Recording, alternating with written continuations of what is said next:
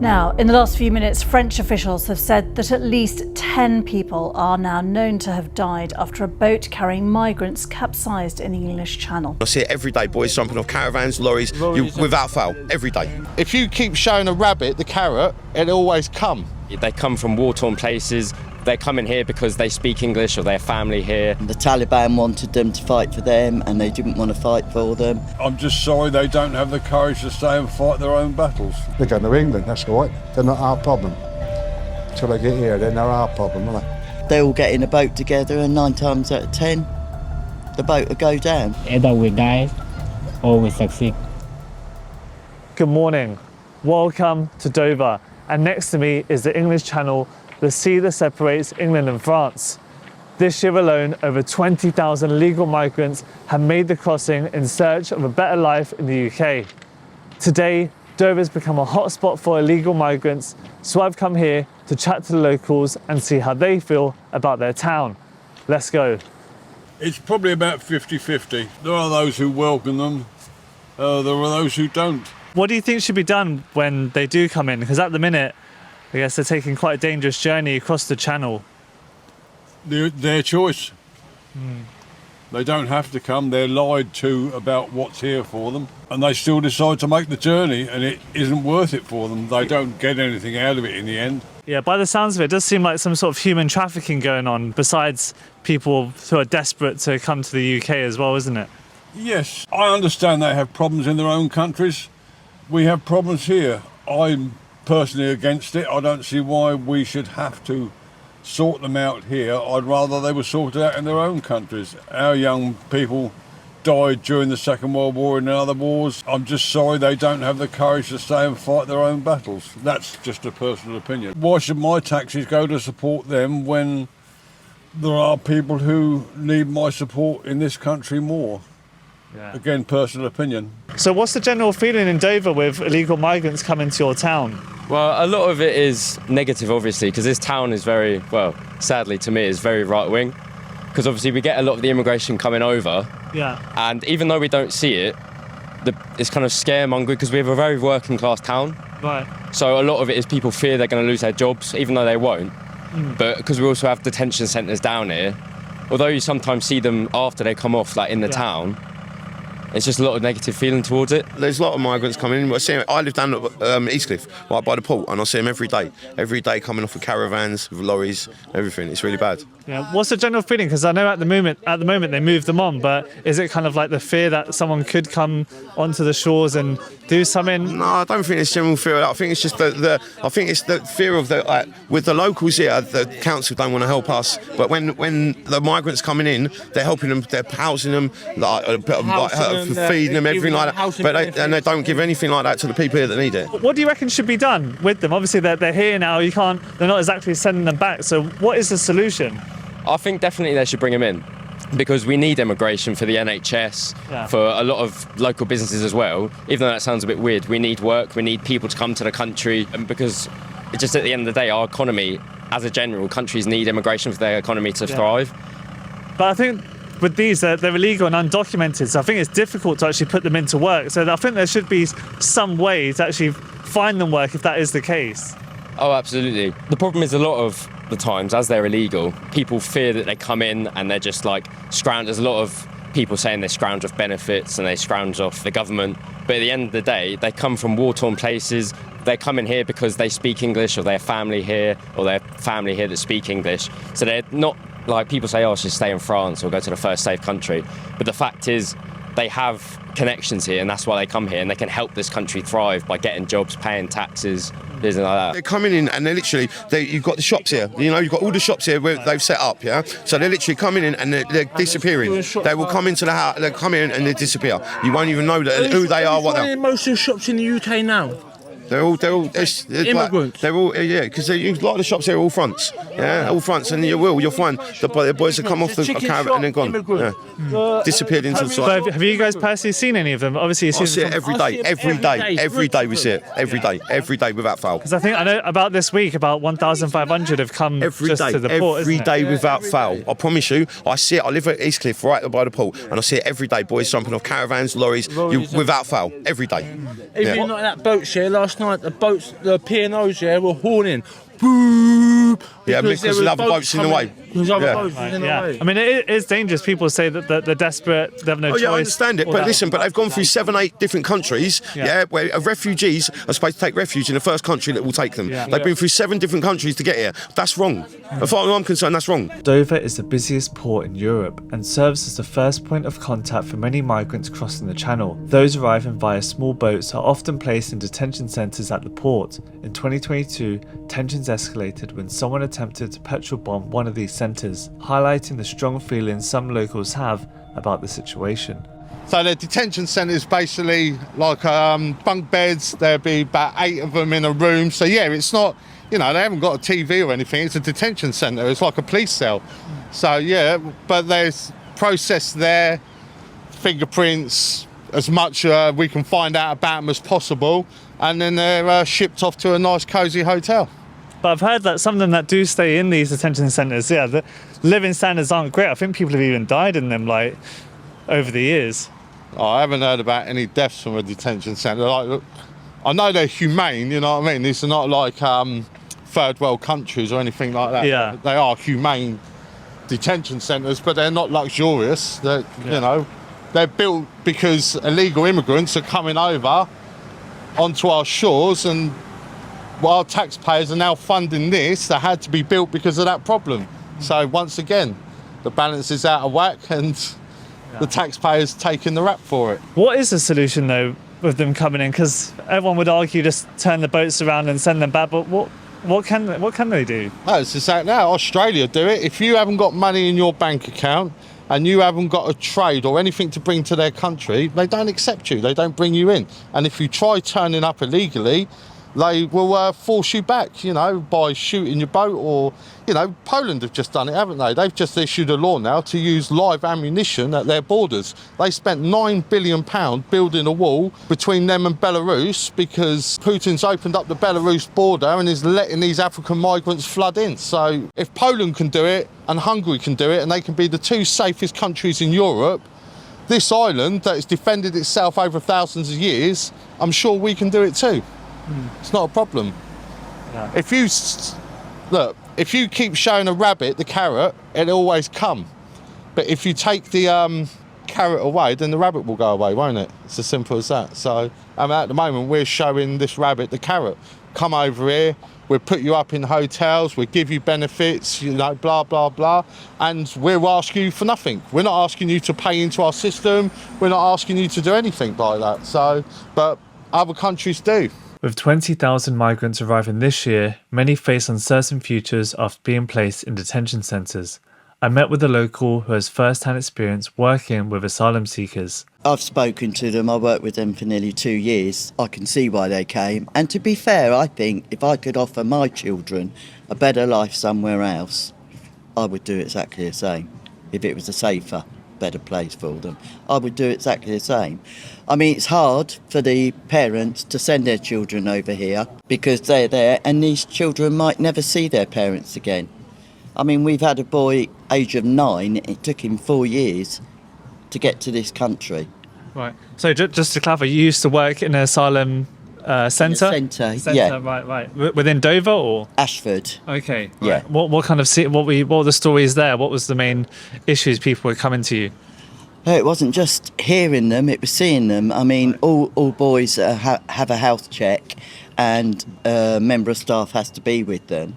Okay. And you could see the wounds on their bodies made from either bullets, machetes, things like that. A lot of the boys were fleeing because the Taliban wanted them to fight for them and they didn't want to fight for them. Lots of different reasons. Some of the boys had parents and family that were killed, so they had nowhere else to go. So came here and they travelled together for safety, as much safety as possible.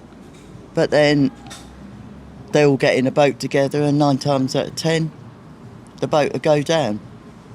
And it's just dreadful. It's just dreadful. I've seen the effects it's had on other boys where a boat has gone down, they've lost their friends and they've survived and they've come to our unit absolutely dumbstruck. They just can't even speak or anything like that, and it's taken a while for them to be able to say their feelings and what they've seen, and they feel guilty that they've survived and their friends have died. But yeah, they're desperate. They're desperate.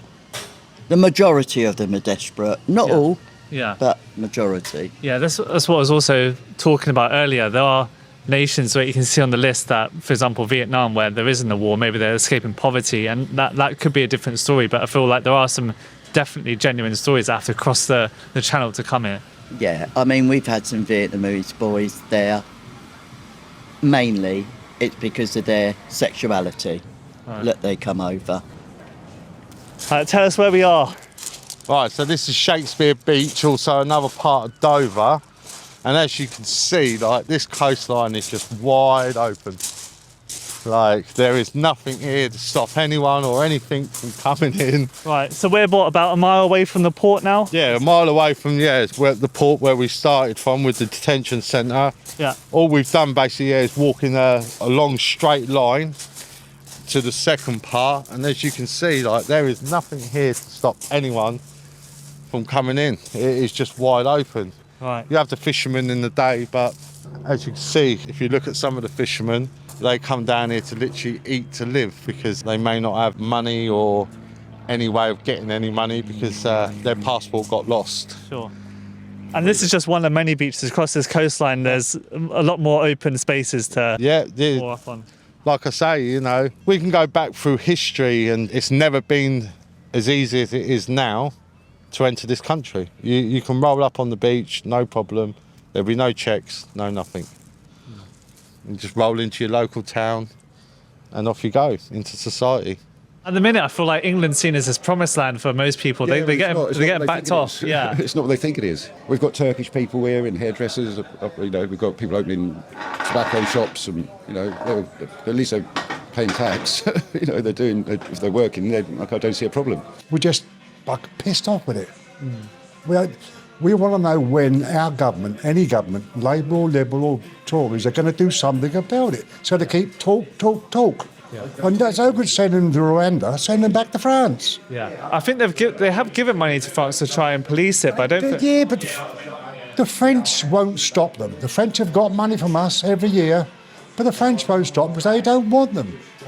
And once they've got 3 miles out of there, our boats will tow them to Dover, 17 miles, rather than tow them 3 miles back to France. That's all wrong, isn't it? Yeah, it is, yeah. But I guess we can stop them coming in, but there are already people who are in England at the minute. What should be done with those people? Round them up, put them on a boat and send them back. And let France deal with them. It's France's problem. France push them to us. It's France's problem, not ours. And they shouldn't push them to England. But the French don't care about us, do they? All the money we give the French government doesn't go towards stopping this, because they could stop these boats. They come in around that coast every day. People see them loading up, and they ignore it, don't they? They're going to England, that's all right. They're not our problem. Till they get here, then they're our problem, aren't they? They seem to want to come to England. England probably, or to the UK, I should say. I think the UK has more to offer. Obviously, they must feel that because a lot of people come here. But they come here from all over the place. It's not. Yeah, they do, yeah. It's Africa, it's the Far East, it's the Near East. They come from everywhere. And let's face it, we went and took over the world for 200 or 300 years, the empire. It's only the full circle being completed. They're now coming to their homeland almost. Like I was saying earlier, though, coming here and actually seeing it for yourself, obviously today is quite calm, but on a rough day when the waves are all over the place, you've got to feel a bit sorry for people, I think, having to actually make this journey. It is massive, isn't it? Yeah. People, like, I've seen people from London come down here, they've never seen the ocean. Yeah. And I've seen whole families stood here in awe. Yeah, you've got to have minerals. It's not the average person that is jumping on this dinghy and coming over and risking it, because, like, you can see quite clearly, it's a mass ocean, Yeah. It's not a little river crossing or anything like that. These are dangerous waters, and on a bad day, if you don't know what you're doing, it's game over for you. Yeah, I think between, 2018 and 2020, thought that there was about 139 people almost have died, maybe more than that, and they're the ones that are recorded as well. And that's without the ones, that are locking themselves in the back of lorries. Or I worked for a company where I would work with the lorry trailers, and underneath there'd be 2 planks of wood tied to the axle, and that they would lay on that and hold on to the chassis, you know, coming across motorways. I think that's also one thing that's really gone unnoticed at the minute. People forget that Dover has always been a place where human trafficking has occurred, and you've heard stories for years and years of people dying in the back of lorries and getting frozen because they're stuck in a fridge container. Yeah, exactly. Yeah, I think it was 30 a few years ago that sealed themselves into the back of a lorry and didn't realise it was refrigerated and there was no air, you know, and 30 people, it took a couple of hours, the air run out, everyone perished. You know, we don't want that to happen to anyone, but also we don't want the mayhem that has occurred in the last month on our streets as well. And that's all we're worried about. It's nothing to do with being far right, far left or anything. Yeah. We're just worried for the future of our country. If it's going to turn this nefarious so quick, what's it going to be like in 10 years? Yeah, but I hope and I think at the minute people are starting to realise that, it's bigger than politics. It's now down to the government to actually do something about it. And I think that should be the only message now. Oh, that's a global message, isn't it? All the governments across the world, why are you letting these things happen? You know, why are you letting the situation in Congo, Nigeria, Palestine, Ukraine, you know, why are any of these things happening? You're meant to be the leaders of the world. You're meant to be the ones we look up to, respect and honour. And at the moment, you're letting the world down. The world, you know. It's not just our country, the world.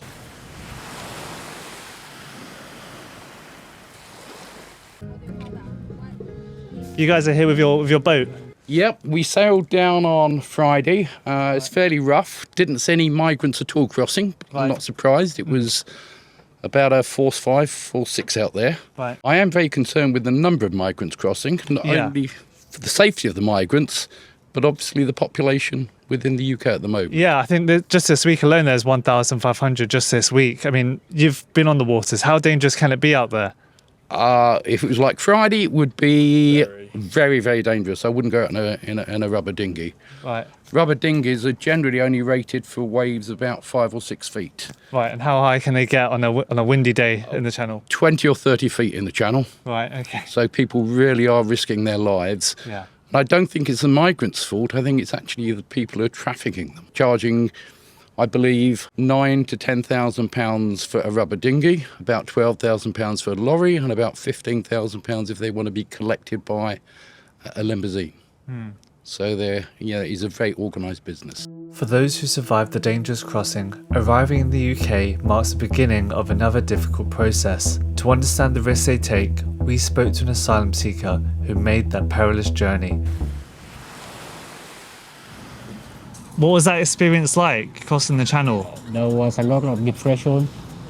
So the time we came, we just give our life. Either we die or we succeed to come to England. Really? So going on the boats, you don't know if you're going to stay alive or not by the time you get to... The tide was too much. The lower water was too much. So people crying in the boat, but we did not give up. We said we must be in England. In the name of Jesus. This is how we came. And when you come on your boat, how many people was on the boat at one time? We're around 120. 20? Yeah, wow. 120. The boat was congested with a lot of people, the families and everyone. And when you're on the boat, you hold on to each other to stay on the boat, or there's space on the boat? There's no space. People were congested. Right. People will sit down and people will sit on top of you. Yeah, on top of you. Right. Some people even they almost staying in the water. Lack of oxygen in the water because of the too much competition for oxygen. So some people almost fainted, but we did not give up. Did everyone make it on your boat? You all come together in the end? Yeah, we all came. We all came together. Right. What's your reason for coming to England? Why do people seem that England is a better place to come? Yeah, everyone has different vision. According to me, I flee my country from war, and the reason why I came to England is to study for further education, to be safe and go to school. So when I came to Europe, there are good countries in Europe, but I couldn't make it to stay in these countries of Europe because of language barrier, and some of them they look hostile to me. But where I came from, I speak English, and I don't want to stay in a country where I can begin language again. England is where I can see, I can chase my dream.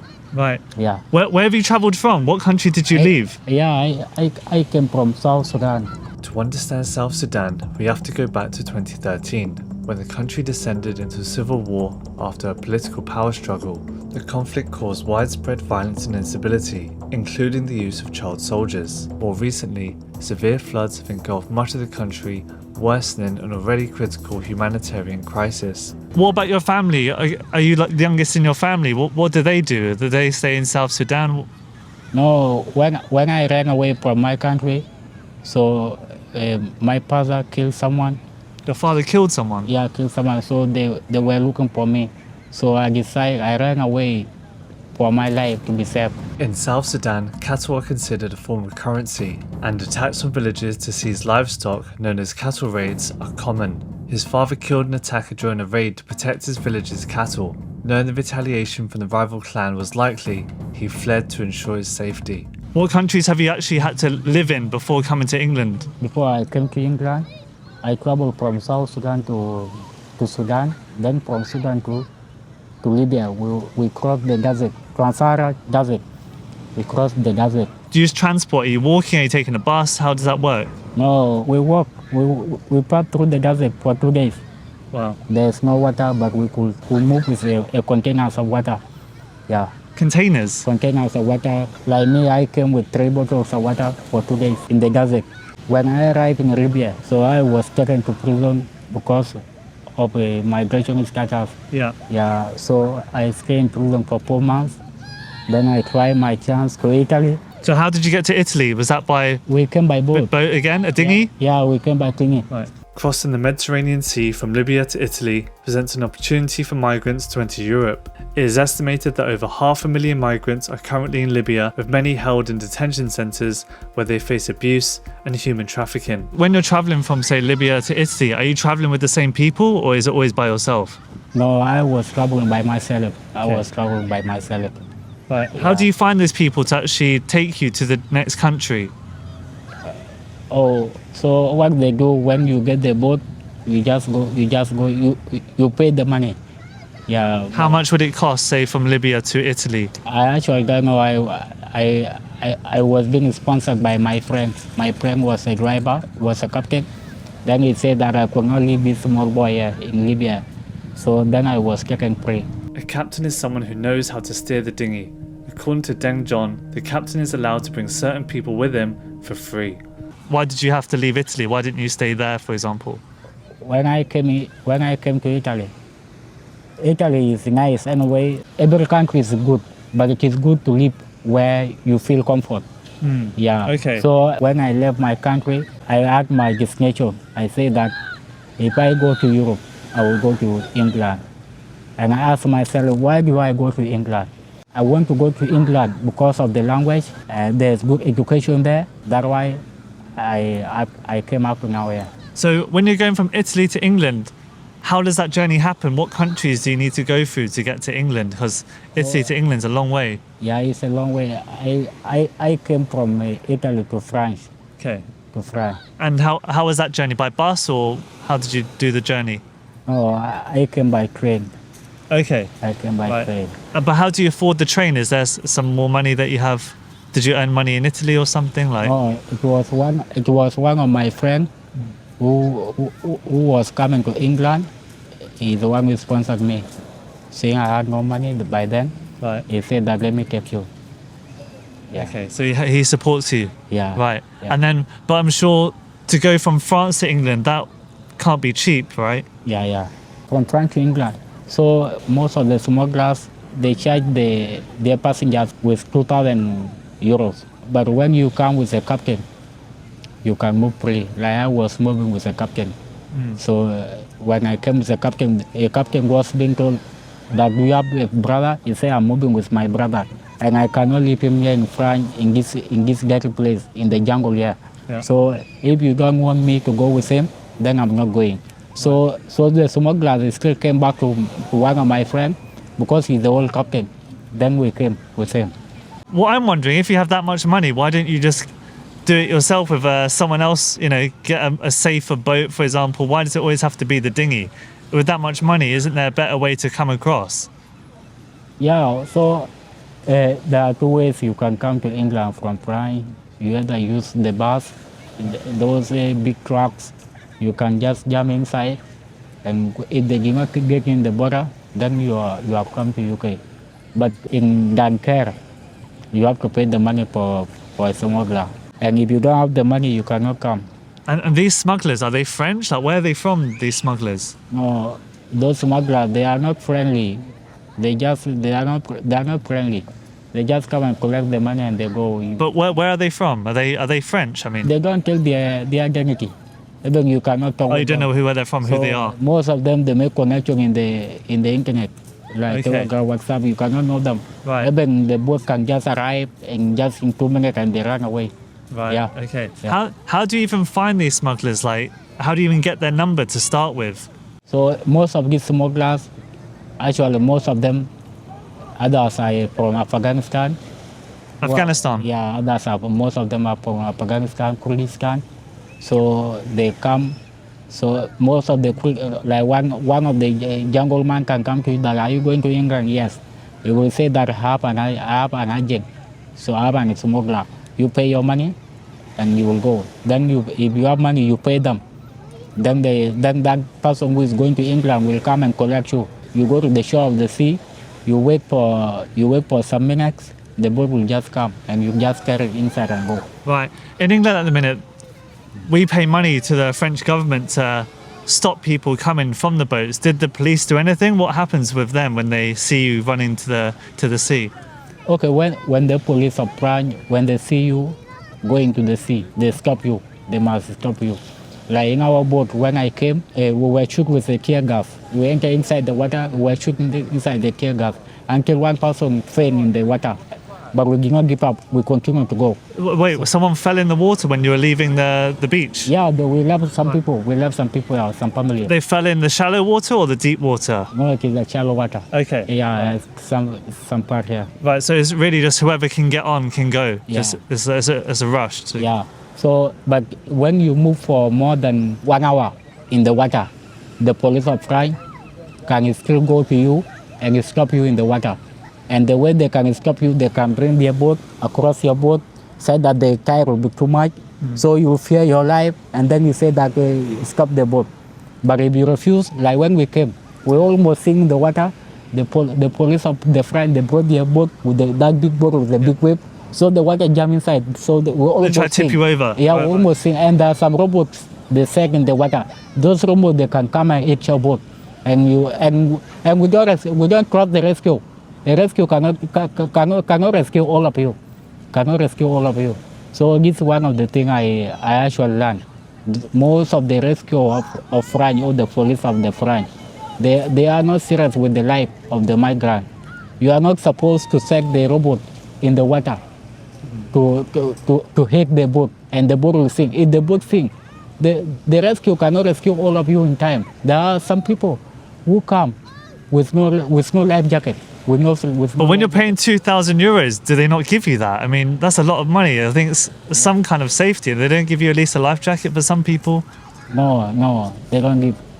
Right. And before you leave France, how long were you living there? Because is there some kind of campsite that you sleep in before you leave? No, I came from Italy straight to the jungle. I stayed for 5 months in the jungle. You hid in the jungle before you go? Yeah. Live by yourself or who? No, I stay with the people. There's a group, okay. Yeah, and there are always organizations that can bring food to you. Okay. Yeah, you just live there in the So forest. they give you food. Okay, so would you say that 2,000, they look after you before you leave as well? Is that part of the deal? Yeah. Okay, I understand. So you leave France, on your boat, would you say the people on there, who's on the boat? Mostly men, mostly women? Who's on this boat? It is mixed. A lot of families, especially women and us children who are too much also, and some men also there. Yeah. Would you say that most of the people are young or old? Most of them they are young, and most of them are young. How old would you say? They are all below 23. 23, Yeah. And most of them they are below 17. Yeah. Where were they from? I guess it's hard to talk to everyone, but where would you say most people are from that get on these boats? Most of them are from Afghanistan, Kurdish, most of them Vietnam. And we people from Sudan, we are always few in the boat. So in a trip, we might be 2 or 3. When you're on the way to England, how did you actually end up on the land? Did someone pick you up in the middle of the sea, or did you actually make it onto the beach? No, we were picked up by the rescue. Okay. Yeah. What time was this, by the way? Did you go in the morning or night, or? No, we enter inside the water at 1 p.m. or 1 a.m. 1 a.m. It was dark. You couldn't see. Yeah, and we arrive at 12 p.m. What happens when you get to England? Because I heard they keep you over here, don't they, somewhere in the detention centre? Or... Yeah. So when we came to England, we were picked up here in the port of Dover.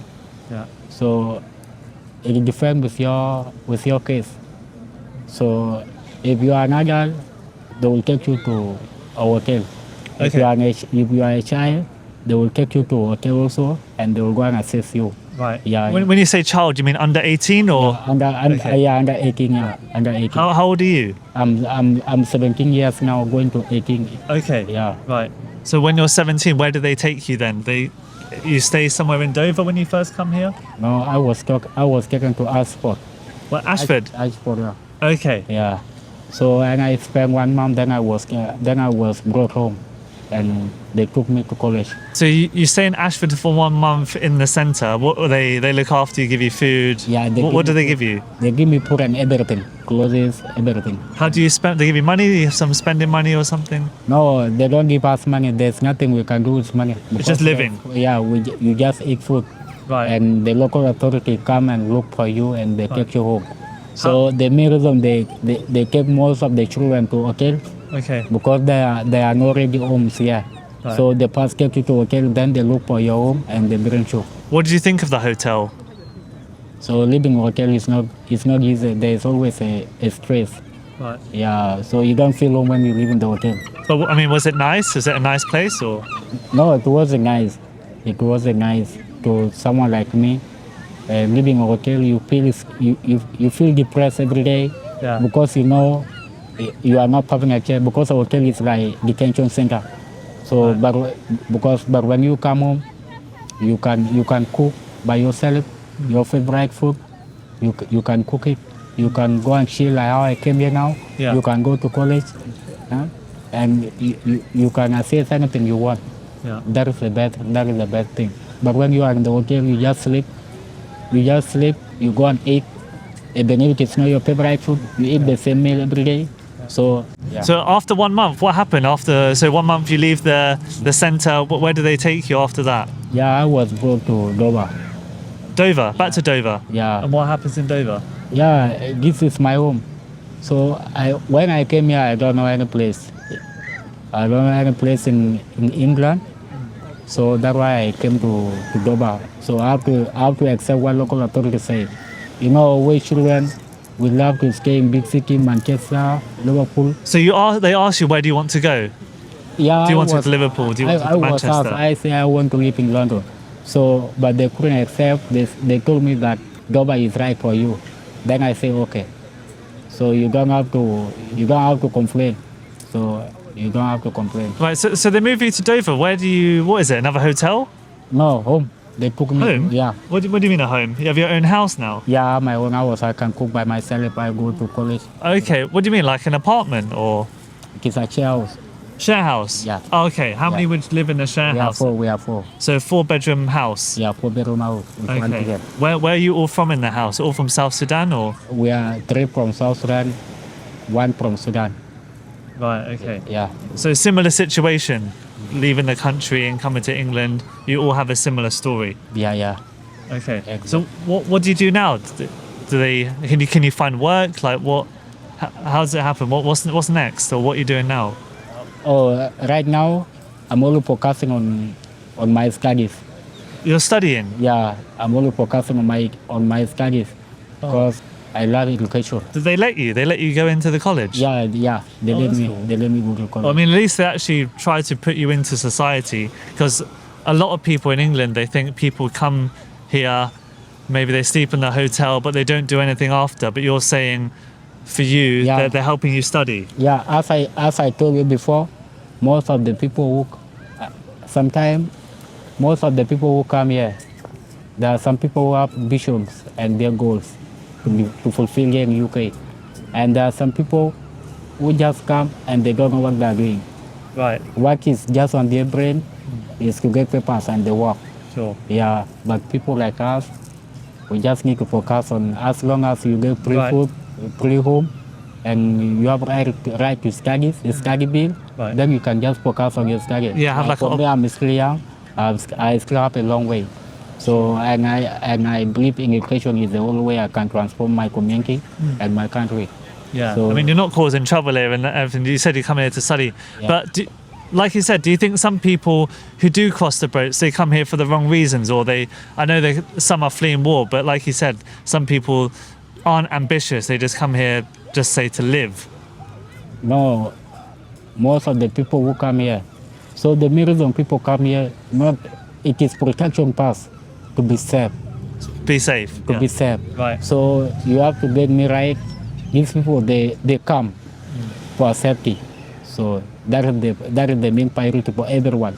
We come here to be safety. If you get safety, you feel home. Then the next step, you don't have just to sleep. You have to work on yourself. You must have your own goals to fulfill in your life. Everyone in your apartment, they're studying now? Yeah, we go to school. The same school? In Dover? Or? In Dover College. Okay. Yeah. And your class has everyone in there? Different people, all countries? Yeah. It's not just like a class for asylum seekers, it's a class for everyone? It depends with the level of education. Because most of the asylum seekers, the others who were in the school from their previous countries, and the others who were not in the school. But if they pass assess you to see your level, there's some kind of interview, writing skill they do for you. So you do some kind of test? Yeah, like for me, I'm doing access to education, higher education. So I'm doing combined science now because from my previous country I came. So I learned English for 10 years. So I was assessed and everything's all right. So, but a lot of people that come on the boats, or you specifically, did you have any documents when you come to England, like any papers to show them? Not really. What happened to them? So most of the migrants who always come to Europe, like it is not our choice. Like I myself, I don't love to leave my country. Yeah. I actually don't love to leave my country. My country is the best country, but it is a condition that forced me, and that is war. That war that forced me. So when it is something that comes abruptly, so you run for your life. So you cannot get time to collect documents and everything for yourself. Yeah, so that is how it is. Recently, everything that's been happening in England, I'm sure you've heard about it. Have you felt like scared being in England and being an asylum seeker, someone who's had to travel from a boat? How have you felt? Yeah, actually, I was scared. Yeah, because we came from a long way. A lot of countries we passed through. So, and for you to be returned back or to be abused, it's not really good. What would you say now? Your life in Dover is okay? Any troubles or? Yeah, actually, right in Dover. I actually don't like Dover. Yeah. Why? I don't like Dover. Okay. You see, this is the sea I came from. Right. Okay. Yeah. So it kind of reminds you of your past. Can bring depression sometimes. Right. Okay. So like how I came here, I can ask myself, this is what I came from. Yeah. Wow. So it's a miracle that happened in my life. I think at the moment people have very mixed feelings about illegal immigrants coming to the country. What's your message to the world? So what I can say, being a migrant, so I want English people the people in UK, British people to understand. So all these migrants, no one loves to leave his country. We don't love to leave our country.